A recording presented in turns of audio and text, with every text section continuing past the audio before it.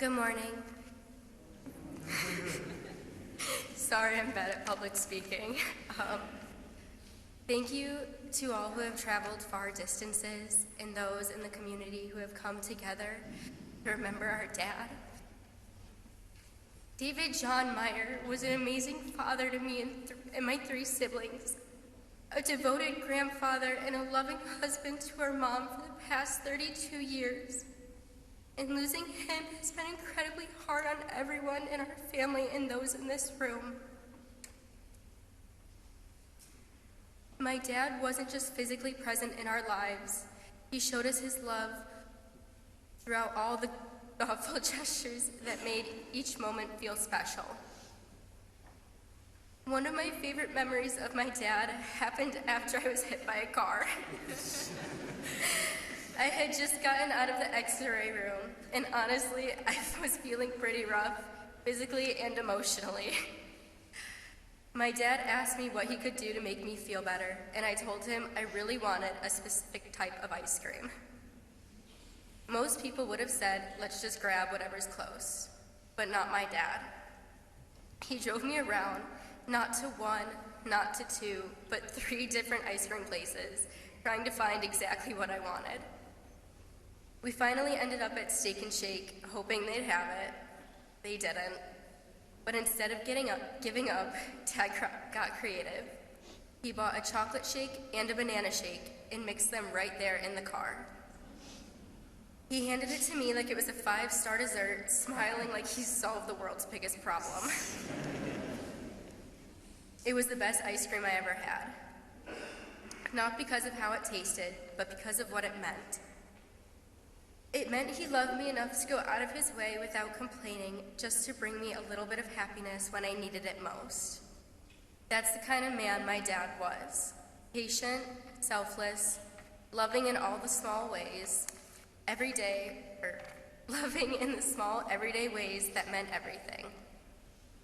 I'll always remember that day and the love behind that banana chocolate shake for the rest of my life. That same quiet, unwavering love showed up in so many other ways too, especially when it came to my sister Alyssa.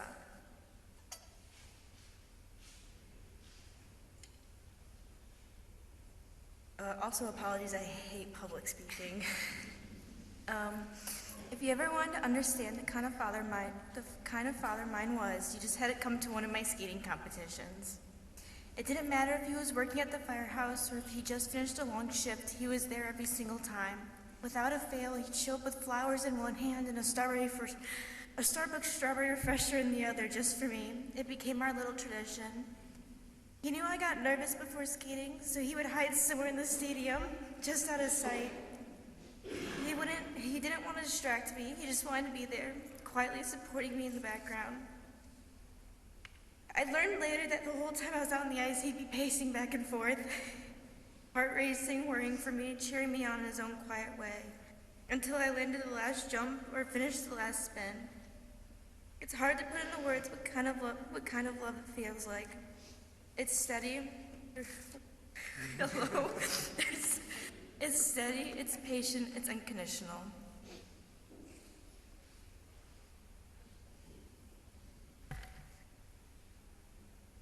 As most of you know, my dad always loved to have a good time, to laugh at either pulling pranks or just telling some of the jokes. I'm sure many of you here have fallen victim to one of those pranks. We all have loved. The Schwalb's printer ran out of ink, guys, so we're struggling over here.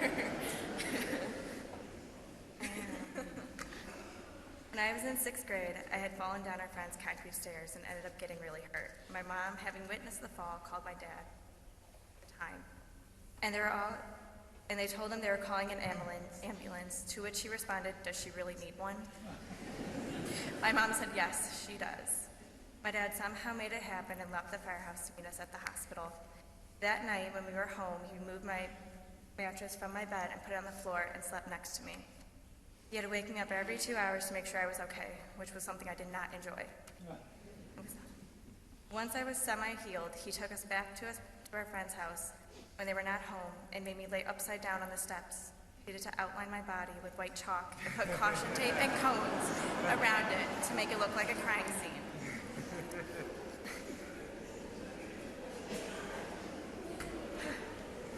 Yeah. Our dad loved us deeply while also making sure that we had a good time and always found a way to make us laugh even when it was sometimes at our own expense.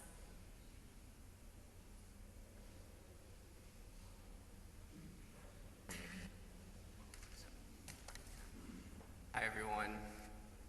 No, I'm Dave's son, and if you can't tell, I definitely look like him. I've heard that from more than most of my life, that I look like my father.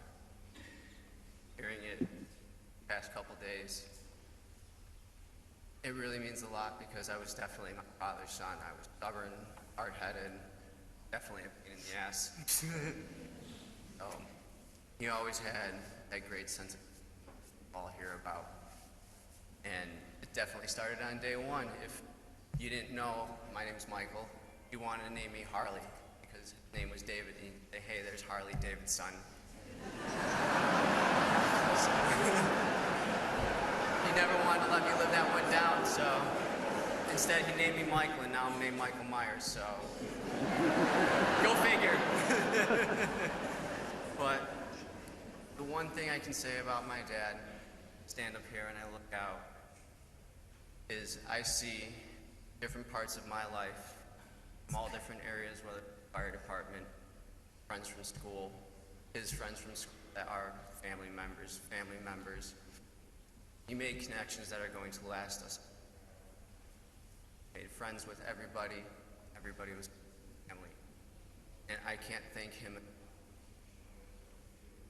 for how to live our lives, how to just be there.